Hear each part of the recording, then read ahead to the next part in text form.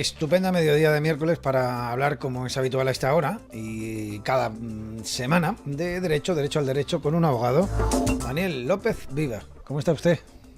Buenas tardes, Vicente. Bien. Aquí en un maravilloso día primaveral. ¿Te gustó el Jerte, me han dicho, en el valle? Muy bonito con su floración y demás. Sus cerecitos y sus bancalitos. Además, como fui el viernes por la tarde, me ahorré el millón de madrileños que habría el sábado y el domingo. El millón de madrileños que va a haber este fin de semana que es puente en Madrid. Pues sí, también es verdad. Que allí el miércoles es fiesta, el martes es fiesta, y así que el que coja el lunes ya trinca desde el viernes hasta el jueves que vaya. El famoso 2 de mayo, de cuando le dimos pal pelo a los franceses. Efectivamente, Gaspar Rossetti. Bueno, la pasada semana hacíamos un impasse para tratar temas siempre de actualidad que tienen que ver con los juicios, con esos... bueno, en este caso, más que con un juicio, con la visita que hacía el titular de justicia a la comunidad de Extremadura y a Cáceres, ¿no? Hablando un poco de infraestructura y esa lista de reivindicaciones que dejó el Daniel López como abogado diciendo lista de los Reyes Magos, larga lista de Reyes Magos. Pues sí, ya veremos el día 6 de enero si me corresponde alguna de las peticiones que hice. No creo, pero bueno. O termina en la cárcel por subversivo. Fíjate que últimamente está la cosa muy mala, ¿eh? Oye, yo hice peticiones, pero muy educado, sí, muy educadamente todo. Bueno, vamos a seguir hablando de herencias. Pues sí, volvemos al tema de las herencias después de este inciso por la visita del ministro de Justicia. Vamos a recordar un poquito de lo que hablamos hace 2 semanas. Comentamos pues que aquí en España no podemos dejarle todos los bienes a quien queramos, porque tenemos los famosos 3/3 en el derecho de sucesiones, y a esos 3/3 tenemos que adaptarnos cuando hagamos testamento. Es decir, cuando nos encontremos con que hay varios herederos, tenemos que dividir el caudal hereditario, o sea, los bienes de la herencia, en 3 partes, ¿de acuerdo? Y cada una de esas 3 partes tiene una peculiaridad que determinará a quién podemos dejársela en nuestro testamento y a quién no. Para que se entienda, siempre estos días que hemos estado hablando de herencias, pues hemos puesto el ejemplo de que el difunto tenía 3 hijos, que lógicamente van a ser sus herederos para que así lo entienda todo el mundo. Hablando un poquito por encima de esos 3/3 que ya comentamos en el anterior programa, el primero de ellos es conocido como la legítima, que el Código Civil define como la porción de una herencia o de unos bienes en concreto de los que quien hace testamento no puede privar a determinados herederos. Esa es la razón por la que dichos herederos son llamados herederos forzosos. Si volvemos a nuestro ejemplo del padre con sus 3 hijos, los 3 hijos serían los herederos forzosos. El segundo es conocido como el tercio de mejora y tiene la peculiaridad de que solamente puede ser repartido entre los herederos legales. Por lo que si volvemos a nuestro ejemplo, ese padre quiere dejarle ese tercio de mejora entero solamente a uno de sus hijos, pues puede hacerlo. Y el último tercio que nos falta es el de libre disposición, por el que el testador puede dejárselo a quien quiera, ¿de acuerdo? ¿Y te pueden desheredar? Efectivamente, te pueden desheredar. No es muy habitual, ¿de acuerdo? Hay unas causas que están establecidas legalmente y que es la única forma que tenemos en el Código Civil Español para poder sacar del testamento a uno de esos herederos forzosos, que como ya hemos dicho, pues tienen un derecho legal a obtener una parte de la herencia. Es decir, si eres heredero forzoso, solamente en caso de que estés en causa de desheredación, te podrán sacar de la herencia. Si no existiera esa causa, en nuestro ejemplo del padre con los 3 hijos, si el padre quiere dejarle a uno de sus hijos lo menos posible, como mínimo tendría que dejarle un 11%, que se corresponde... Un tercio del primer tercio forzoso. Exactamente. Lo que se llama la legítima estricta. Por lo que a lo mejor lleva 20 años sin hablarse con su hijo, pero como no está en causa de desheredación, pues le tiene que dejar como mínimo ese 11%. Si lo obtuviera, pues podría no dejarle absolutamente nada. Debe ser complicado, ¿no? Desheredar a alguien. Imagino que además tienes que justificarlo de alguna manera, porque si está un poco esa regla de la legítima que tú dices, ¿cuáles son las causas para poder desheredar a alguien? Pues mira, son muchas y variadas, ¿vale? También, lógicamente, bastante extremas, por eso digo que no es muy habitual encontrarse un testamento con un heredero que esté desheredado. La primera de ellas es referida a los padres, que no pueden heredar de sus hijos si los han abandonado, corrompido o prostituido. Bastante lógico, ¿de acuerdo? Tampoco puede suceder que ha sido condenado en juicio por atentar contra la vida del testador, de su cónyuge, descendientes o ascendientes. Obviamente, intentar matar al testador o a alguno de sus familiares directos, pues es una clara causa de desheredación. Solo faltaba que, por ejemplo, un hijo intente matar a su padre y luego encima les hija estar en el testamento. el que viese acusado al testador de cometer un delito que pueda ser castigado con la pena de prisión grave si la acusación se declara calumniosa.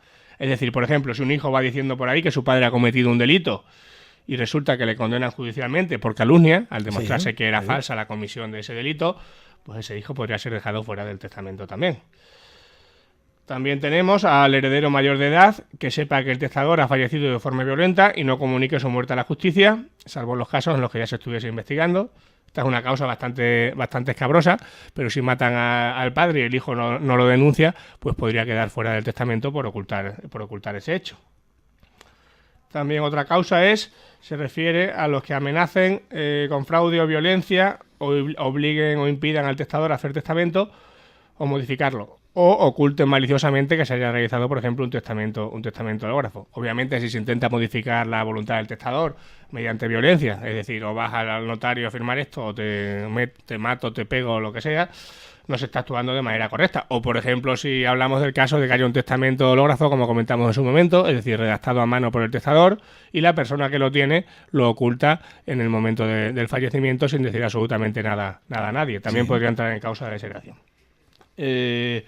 Aunque estas causas que hemos comentado, siguiendo el ejemplo nuestro, nos hemos referido a los hijos, son para cualquier heredero legal, ¿de acuerdo? Si hay unas causas específicas para los hijos que son las siguientes: negar alimentos al padre o ascendiente que realizan la desheredación sin motivo aparente, es decir, si tenemos un padre que no puede valerse por sí mismo, lógicamente tenemos la obligación de alimentarle y no lo hacemos, pues podremos incurrir en causas de desheredación. O luego, lógicamente, también, que tiene todo el sentido del mundo, injuriar o maltratar gravemente, ya sea de obra o de palabra, a esa persona. Claro, en ese caso, pues también es totalmente lógico que se quede fuera de la herencia. Siempre se ha dicho que ningún padre debía enterrar a un hijo. ¿Cuáles son las causas si los que tienen que heredar son los padres?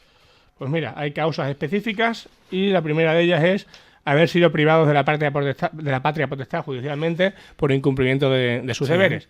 Es decir, si los padres no han cumplido con sus obligaciones y le quitan la patria potestad de los hijos, es decir, el derecho a decidir sobre ellos, a verlos y demás, difícilmente pueden heredar de sus hijos. O también haber negado alimentos a sus hijos o descendientes sin motivo alguno, lo que ya hemos comentado, es decir, lógicamente un padre tiene la obligación de alimentar y cuidar a sus hijos, si no lo hace, pues difícilmente va a poder heredar de ellos. O también, por ejemplo, haber atentado a uno de los padres contra la vida del otro. Esta igualmente es muy clara y lógica, es decir, si uno de los padres ha intentado matar al otro, el que haya cometido ese intento de homicidio, pues queda fuera del testamento de los hijos inmediatamente. Ya digo, totalmente lógico y claro.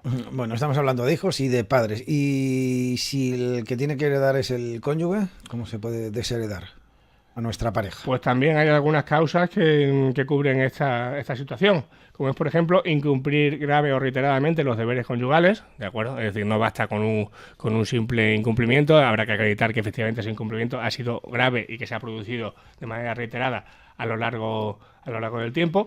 Negar alimentos a los hijos o al otro cónyuge, lo que ya hemos dicho, o lógicamente también atentar contra la vida del cónyuge que va a dar testamento. Todas esas son motivos más que legítimos para dejar a esa persona fuera del testamento y por tanto fuera de la herencia. Casi todas ellas veo que llevan una sentencia por medio, puesto que en algunos de estos casos ya siempre ha habido pues un caso de maltrato que esté condenado, alguien que esté condenado por, etcétera, etcétera, ¿no? Se puede alegar.